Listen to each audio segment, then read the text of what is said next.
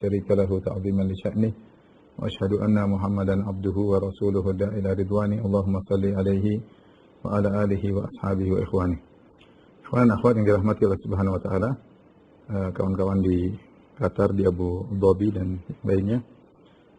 Insyaallah pada kesempatan kali ini kita akan bahas suatu perkara yang sangat tersebar di masyarakat kita, itu tentang merokok ya.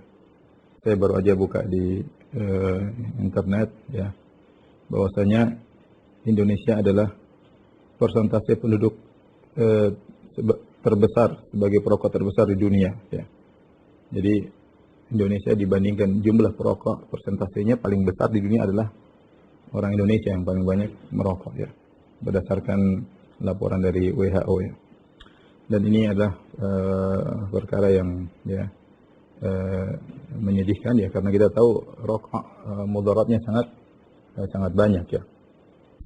Dan merokok adalah suatu hal yang sangat wajar di tanah air kita, mengingat yang merokok dari banyak kalangan ya, bahkan dari kalangan para kiai yang mereka juga merokok ya di depan murid-murid mereka, bahkan mereka merokok sambil mengisi pengajian ya. Jadi seakan-akan suatu hal yang mungkin dianggap baik ya, karena rokok dikonsumsi ketika pengajian ya. Lain halnya ketika rokok mungkin dikonsumsi di luar pengajian, tetapi ketika sambil pengajian, sambil merokok, sambil membacakan hadis-hadis Nabi, kemudian sambil merokok, maka seakan-akan itu suatu perkara yang dianjurkan ya.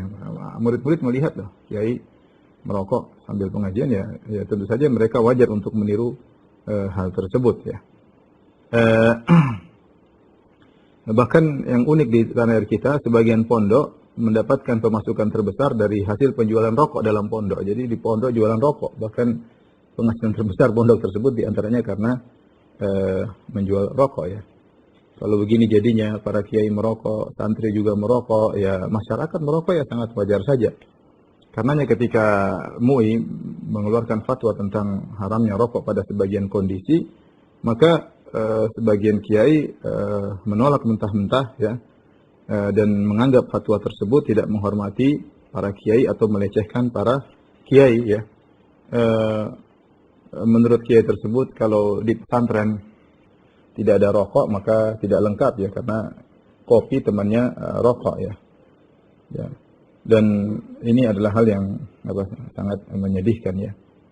Bagaimana kita mau menyalahkan masyarakat sementara para kiai, tokoh-tokoh agama ya, dan mereka merokok di hadapan umum, bukan cuma di hadapan umum, bahkan tatkala sedang pengajian. Meskipun kita tahu sebagian orang-orang ya, sebagian mungkin kiai mengatakan hukumnya makruh, tidak haram ya, meskipun yang adalah haram. Sebagian mereka mengatakan makruh, tapi namanya makruh adalah sesuatu yang hendaknya ditinggalkan ya. Hendaknya ditinggalkan. Kita tahu namanya makruh, kalau ditinggalkan dapat pahala. Makruh dibenci oleh Allah Subhanahu wa taala, tidak sampai pada derajat haram. Tapi kalau namanya makruh ditinggalkan dapat pahala dari Allah Subhanahu wa taala, dan tidak etis kemudian para dai, para kiai mencontohkan sesuatu yang makruh di hadapan umum atau di hadapan masyarakat, sehingga seakan-akan mengajarkan masyarakat untuk melakukan perkara-perkara yang makruh ya. Saya masukkan perkara ini dalam buku saya, ajaran mazhab Syafi'i yang ditinggalkan oleh sebagian pengikutnya, karena kita dapati ternyata para ulama Syafi'iyah telah membahas masalah rokok ya. Dan memang pembahasan rokok kita tidak akan dapatkan dalam kitab-kitab fikih klasik ya, karena di zaman dahulu rokok belum ada ya, rokok baru muncul belakangan ya. Baru kemudian ulama Syafi'iyah membahas tentang permasalahan tersebut. Di antaranya yaitu ulama Syafi'iyah belakangan yang bahas masalah ini. Di antaranya yang membahas adalah Ibnu Allan yang wafat pada tahun 1057 Hijriah. Kemudian juga ada Najibuddin Al-Ghazi yang wafat pada tahun 1061. Kemudian Al-Qalyubi wafat pada tahun 1069 Hijriah. Dan Al-Bujairimi yang wafat pada tahun 1021 Hijriah ya. Mereka menyatakan tentang haramnya rokok, maka sepatutnya para orang-orang yang mengaku bermadzhab Syafi'i untuk kembali kepada fatwa para ulama mereka ya. demi kebaikan mereka, demi kesehatan mereka, dan demi akhirat mereka tentunya, daripada mereka terjerumus dalam perkara yang haram yang mereka lakukan berulang-ulang setiap hari, ya, yang mereka lakukan berulang-ulang setiap hari. Ikhwan dan akhwat yang dirahmati oleh Allah Subhanahu wa taala, pada kesempatan ini kita akan bahas tentang dalil-dalil yang menjelaskan tentang haramnya rokok. Baru kemudian kita akan nukil perkataan para ulama Syafi'iyah tentang haramnya rokok, ya. Baik, dalil-dalil tentang haramnya rokok, ya.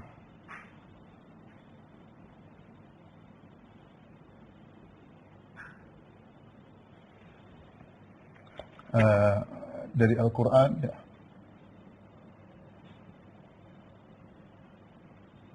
Kemudian dari Sunnah, ya.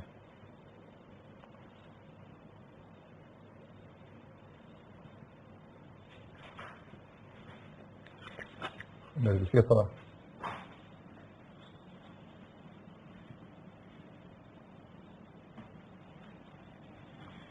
Baik, adapun dari Al-Quran, banyak sekali dalil yang memang tidak ada dalil secara khusus. Al-Quran, ketahuilah rokok itu haram, yang enggak ada, ya. Al-Quran sempurna dan cukup Al-Quran meletakkan kaedah-kaedah, demikian juga hadis-hadis meletakkan kaedah-kaedah yang dengan kaedah-kaedah tersebut bisa mencakup perkara-perkara yang baru akan muncul di masa depan. Karena sebenarnya mengatakan mana dalilnya dalam Al-Quran, ketahuilah rokok itu haram. Ya memang tidak ada, tetapi kaedah-kaedah menunjukkan itu haram, ya. Kalau caranya begitu nanti banyak perkara yang kita harus halalkan. Contoh heroin, heroin misalnya, kemudian obat-obatan terlarang, mana dalilnya bahwasanya heroin haram? Dalam Al-Quran juga tidak ada, dalam hadis juga tidak ada, ya. Kalau begitu caranya nanti banyak perkara yang haram bisa jadi halal, ya. Secara tekstual memang tidak ada, tapi secara kaedah cukup bagi orang yang berpikir cerdas untuk mengetahui bahwasanya rokok itu hukumnya haram. Rokok itu hukumnya haram. Baik, di antara dalil akan hal ini yaitu Allah Subhanahu wa taala menyebut tentang sifat Nabi sallallahu alaihi wasallam, ya. Wa yuhillu lahum at-thayyibat wa yuharrimu alaihimul khaba'ith. Ya. Sifat Nabi SAW adalah Rasulullah SAW dalam Al-Quran surat Al-A'raf ayat 157, ya. Ini surat ke-7 ayat 157. Ya. Rasulullah menghalalkan bagi mereka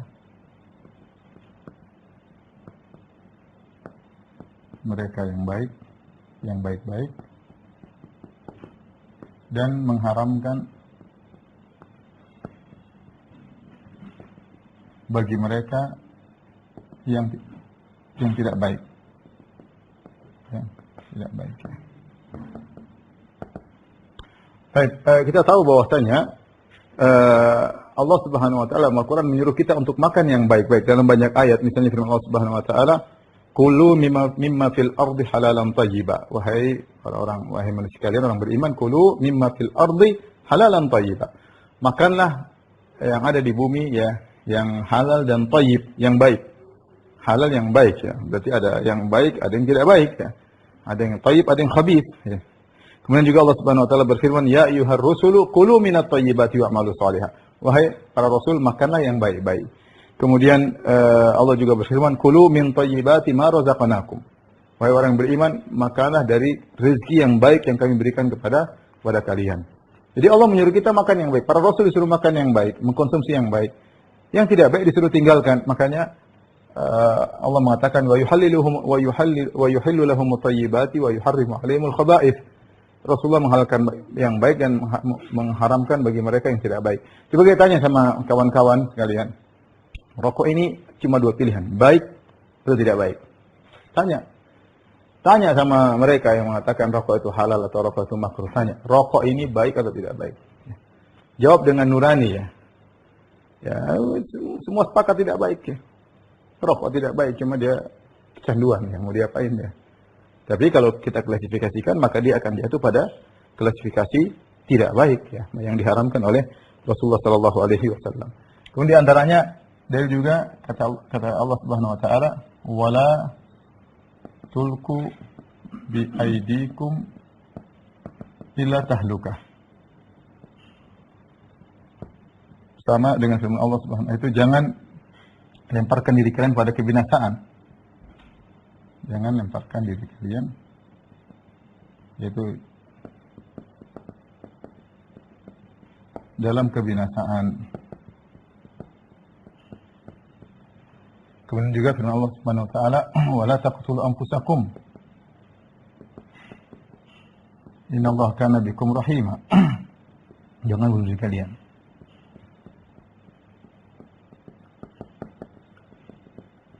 Jangan bunuh diri kalian, ya. Ustadz kayaknya dalilnya terlalu kasar, jangan bunuh diri. Emang orang merokok bunuh diri? Ya mungkin tidak langsung mati ya, tidak langsung mati. Tapi tanya para dokter, mereka sepakat bahwasanya, apalagi zaman sekarang, bahwasanya rokok itu berbahaya. Kalau zaman dahulu mungkin sebelum teknologi canggih, sebagian dokter mungkin mengatakan rokok tidak apa-apa, bahayanya sedikit. Tapi dengan kemajuan teknologi, mereka bisa memeriksa bahan-bahan yang terkandung dalam rokok, baik nikotin atau ter atau yang lainnya yang sangat berbahaya, yang bisa menimbulkan berbagai macam penyakit. Dan ini sudah tertulis. Para pembuat rokok ketika buat iklan tulis rokok berbahaya, bisa menimbulkan ini dan ini dan ini dan ini. Dirinci. Sekarang nggak dirinci, tapi disuruh global. Rokok membunuhmu. Rokok membunuh. Saya nggak tahu mana yang lebih mengerikan. Dirinci atau cuma secara global. Tetapi yang tulis itu perusahaan rokok. Ketika dia bikin iklan, ditulis rokok membunuhmu. Ya. Maka wajar kalau kita bawakan ayat ini. Wala taqtulu anfusakum. Apakah mereka bohong ketika nulis rokok membunuhmu? Ya. Ataukah pemerintah ketika menulis rokok membunuhmu syarat daripada iklan rokok berarti bohong? Jelas rokok membunuhmu.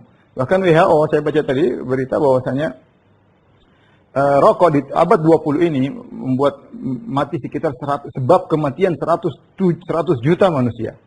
Dan ini mengalahkan perang dunia pertama, perang dunia kedua. Perang dunia kedua yang meninggal sekitar 60 sampai 80 juta. Perang dunia pertama sekitar 18 juta ya. Jadi kalau digabungkan ya sama dengan akibat yang ditimbulkan oleh rokok. Cuma kalau perang dunia mungkin langsung mati. Kalau rokok bertahap, kematiannya pelan-pelan. Tapi 100 juta orang di abad 20, penyebab kematian adalah rokok. Ya. Penyebab kematian adalah rokok. Ya. Tanya dokter-dokter kalau tidak percaya. Ya, memang benar sebab kematian banyak. Tapi di antara sebab pemicu yang menyebabkan banyak orang meninggal di antaranya adalah rokok. Oleh karenanya dalil ini pada tempatnya. Wala taqtulu anfusakum. Innallaha kana bikum rahima. Jangan kalian bunuh diri kalian, sesungguhnya Allah sayang kepada kalian. Ya. Wala tulqu bi aidikum ila tahlukati. Ya, jangan kalian melemparkan diri kalian dalam kebinasaan. Ya, mungkin saya perlu ingatkan tadi kata WHO ya. Abad 20 ya. 100 juta orang mati ya. Karena disebabkan rokok. Ya, wallah alam mereka kalau kita bilang mereka dusta lagi ya terserah ya. Tapi intinya ini menurut penelitian mereka, tentunya mereka tidak asal ngomong, mereka punya penelitian dan ini sama dengan kematian perang dunia pertama dan kedua. Pertama plus perang dunia kedua. Karena perang dunia pertama yang meninggal sekitar 18 juta. Adapun perang dunia kedua sekitar 60 sampai 80 juta ya. Mereka bilang abad 21 mungkin lebih banyak lagi yang meninggal. Oleh karenanya ayat ini pada tempatnya, wala taqtulu anfusakum innallaha kana bikum rahima. Janganlah kalian bunuh diri kalian, sesungguhnya Allah sayang kepada kalian. Kemudian dalil yang ketiga dari yang ketiga sini aja. Kata Allah Subhanahu wa taala, "Wa la tubazzir tabdzira." Wa la tubazzir tabdzira. Innal mubazzirina kanu ikhwana asyayatin.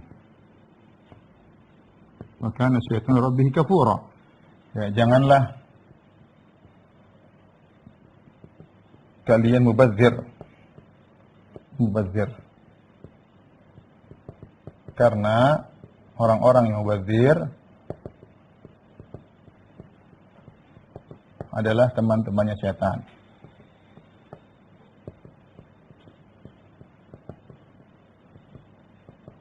Saya rasa di dalam surat Al-Isra, saya rasa tidak ada yang ragu bahwa orang yang merokok disebut mubazir, tidak ada yang ragu. Allah melarang israf, Allah melarang tabdzir. Ya. Israf kebanyakan digunakan pada perkara yang halal tapi berlebih-lebihan. Allah mengatakan kulu washrabu wala tusrifu. Makanlah dan minumlah namun jangan berlebih-lebihan ya.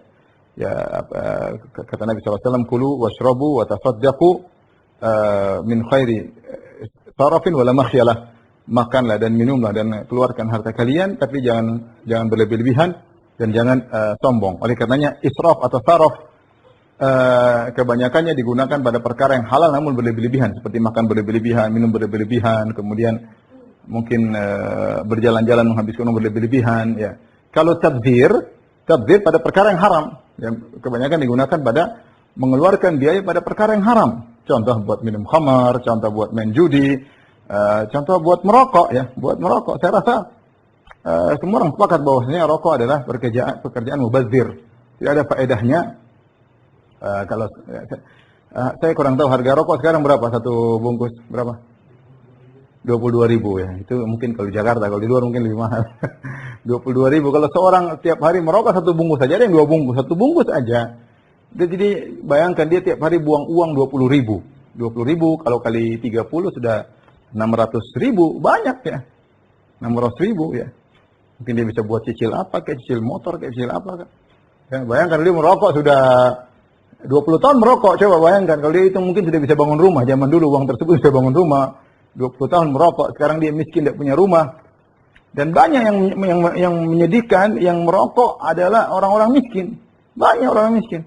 Pekerja, sebenarnya. Makanya saya bilang tanggung jawab di hadapan para kiai, para yang bagaimana mereka melarang rokok, sebenarnya mereka mencontohkan rokok di hadapan masyarakat. Merokok kemudian kalau seandainya yang mencontohkan adalah mungkin pekerja atau orang kantoran, ya mungkin lah, ya. Tapi yang mencontohkan para kiai merokok, ya di pondok jualan rokok, ya.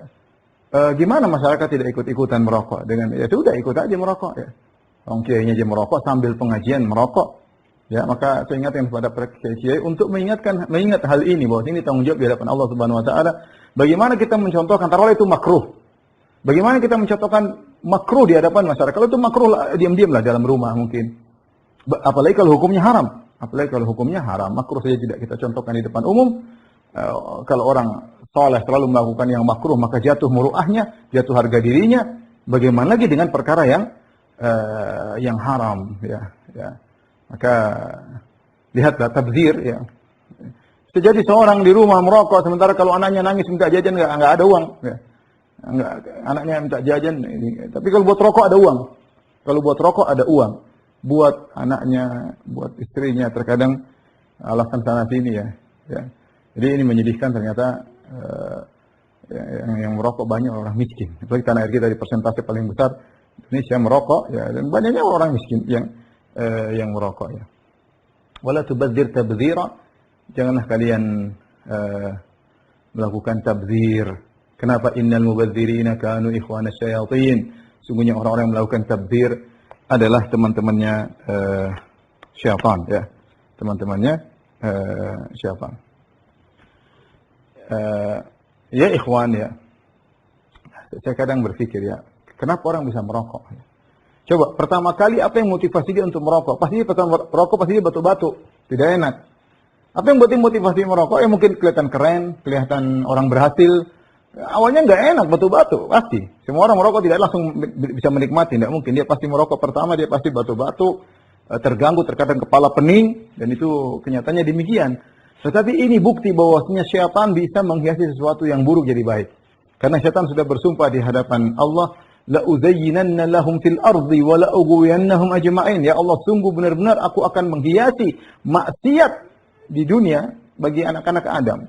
Sesuatu yang buruk, beda, saya katakan beda, yang orang bisa langsung lezat, misalnya zina, ya. Haram, tapi langsung lezat, ya. Zina, haram, langsung apa? Lezat, ya. Mungkin apa, kayak banyak maksiat yang dilakukan langsung lezat ya. Tapi kalau rokok enggak. Rokok batu-batu, nanti setelah berapa kali dia mencoba baru kemudian dia ketagihan. Ya, terus apa motivasi dia? Ya tadi, setan menghiasi seakan-akan kalau kau merokok, kau keren. Kalau kau merokok berarti kau orang gaul, kau akan ini, akan anu, akan ini, akan anu. Sampai orang miskin pun terjebak dengan semuanya. Orang miskin akhirnya merokok. Makanya saya kadang mikir apa sih yang buat, kenapa orang terjebak ya? Terjebak dengan merokok sesuatu yang mengganggu pernapasan, yang buat orang batu, apalagi di awal kali dia merokok. Lama-lama dia terbiasa malah kecanduannya. Tapi ini dari Al-Quran yang menunjukkan bahwasanya rokok itu haram ya. Rokok itu haram. Baik, kita lanjutkan dari sunnah Nabi SAW.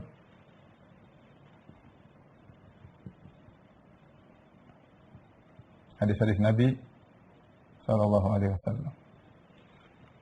Ya. Di antaranya Rasulullah SAW bersabda, ya, la darar wa la dirar. Ya. Tidak boleh membeli mudarat. Mudarat. Ya. Yaitu pada diri sendiri atau pada orang lain.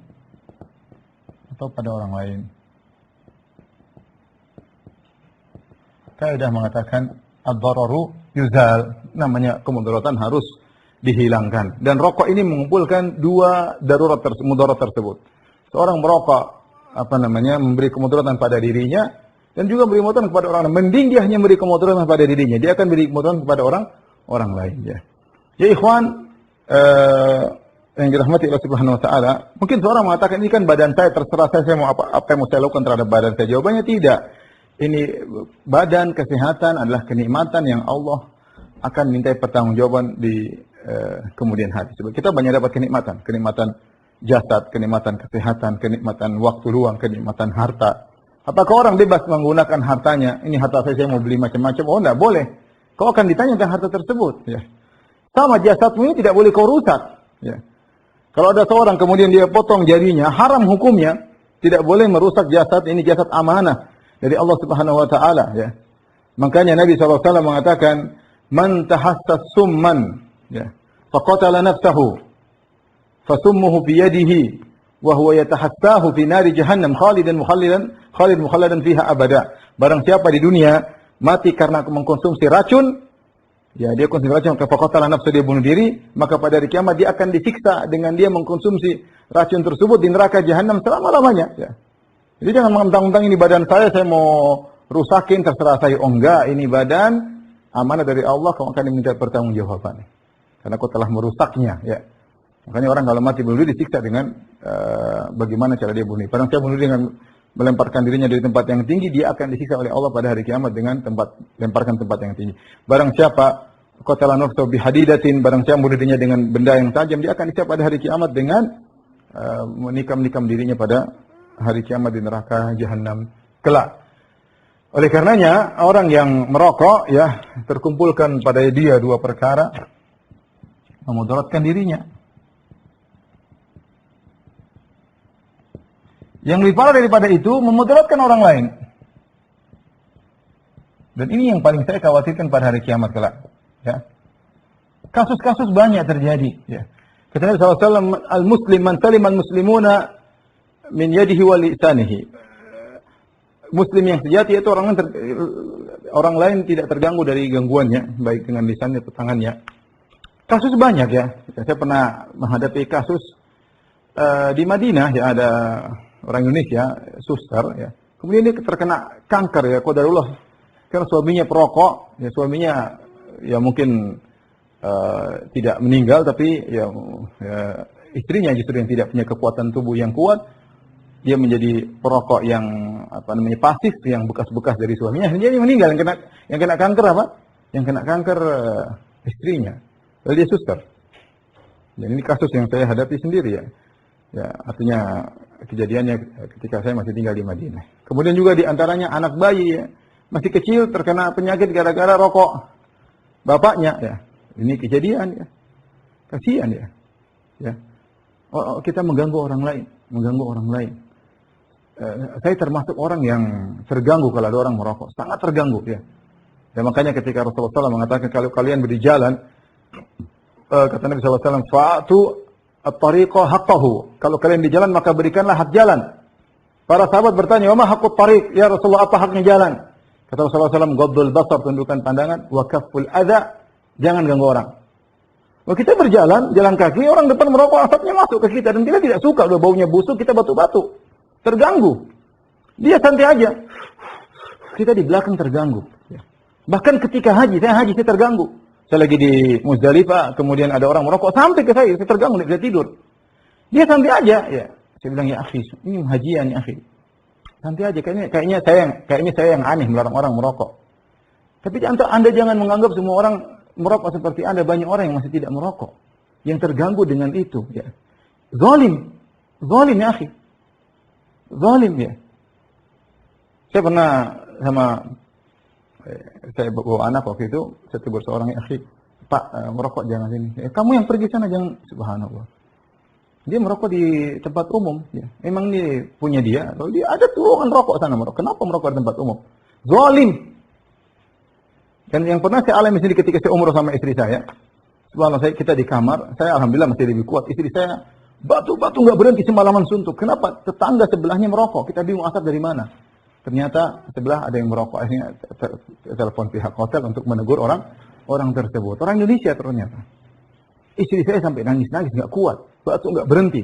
Saya batu dikit-dikit ya. Rupanya meskipun hotel sudah, tapi ada asap aja yang masuk karena sebagian pintu nyambung ya, connecting cuma ditutup, tapi masih ada celahnya dan asap bisa masuk. Bayangkan dia umroh ganggu orang, zalimi orang.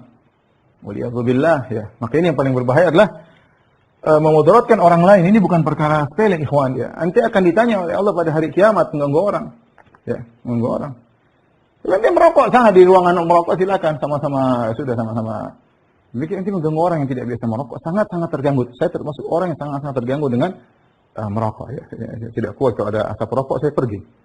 Dan teman-teman tahu, saya misalnya makan di restoran ada orang merokok, rokoknya saya pergi. Saya tidak bisa ya. Saya tidak bisa ya, tidak kuat ya. Intinya ikhwan dan akhwat rahmatillah subhanahu wa ta'ala, ini yang paling berbahaya di antaranya bahaya rokok adalah memudaratkan orang lain ya. Kemudian saya ajak ikhwan merenungkan. Nabi SAW bersabda, "Lan tazula qadama 'abdin hatta yus'al an arba'." Tidak akan bergeser kedua kaki seorang hamba